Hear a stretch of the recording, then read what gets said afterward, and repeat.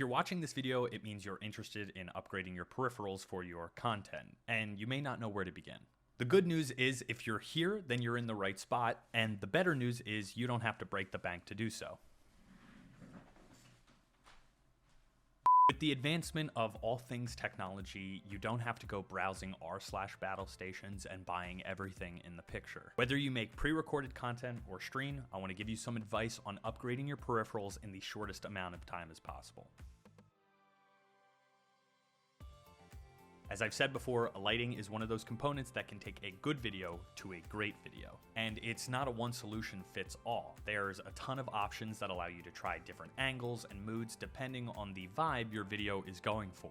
So let's say you only have one light in your room and it's an overhead light, which are typically pretty gross. Overhead lights are often fine, but not strong enough to eliminate noise or increase the quality of your videos. This has to do with camera aperture size, which often doesn't work well indoors with random overhead lights. The quickest and easiest solution to this problem is to purchase what's known as a key light. Key lights have become much more popular and albeit a little more expensive since the pandemic, but they aren't that bad. Key lights can range from $16 to $180. And if you are new to making content, lighting is not one of those things that you want to break the bag on, but can afford to invest in some pretty high quality upgrades for not that much. There's a ton of research that can go into lighting, and as you can see, I'm still working on it. As you grow as a creator, there are lights and angles you can begin to manipulate. You can even upgrade to what's known as a softbox light, which is pretty standard amongst creators. But until you have the space or the means, you can get away with a key light,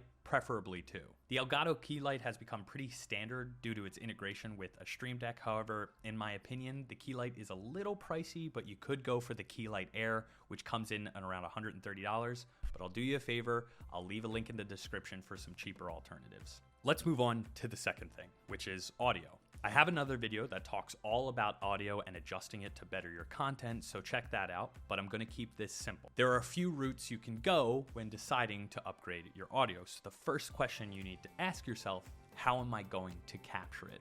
The first way to capture it is with your camera audio, which sounds a little something like this. Don't do that. So it really comes down to three options: a shotgun mic, a dynamic mic, which I use, or a lavalier mic. Shotgun mics for solo creators are typically mounted to the camera or to a boom arm, say.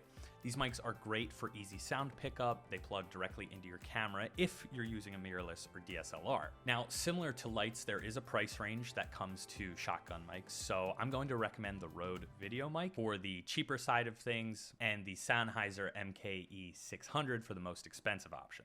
But remember, there are certain mics that plug directly into the camera, and there are some that you need an audio interface for, so make sure you do your research before you just going buying any old microphone. Next are dynamic microphones. Without getting into the real tech behind it, these mics are the mics you see the big streamers using. They plug directly into an audio interface, and they're less directionally focused than shotgun mics, as we mentioned before. They range on the more expensive side of things, but as you know, I have a real affinity for audio gear, and I can't recommend it enough if you are going to try to make a big upgrade to your stream or content. Audio is a really good place to start. The last option you could shoot for are the lavalier mics. These mics clip onto your shirt and can be great for people who move a lot during your content, but as a caveat, they can be sort of frustrating. You place them wrong, they don't pick up the audio, they rub against your shirt or whatever material they're attached to. The audio may not be loud enough, etc., etc. That's why it's always important to do sound test before you shoot anything. That's a free tip. Now, finally, let's talk about the camera. I save this for last because this is usually the biggest expense. However, before we talk about DSLR or mirrorless, I do want to say that many phones out there, including the newest iPhone models, have really powerful cameras. However, having a dedicated resource to film your content is going to boost your productivity and keep things simple in the long run. Other good news is that webcams are getting drastically better.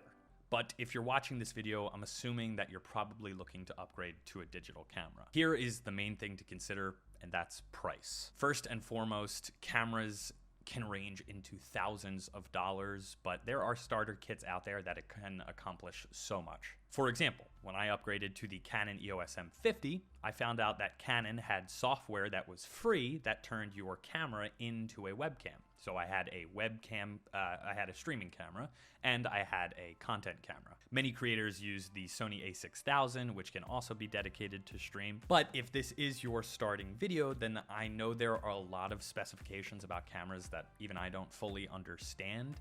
And while I know the basics, I'll leave it to the real experts who know what they're talking about.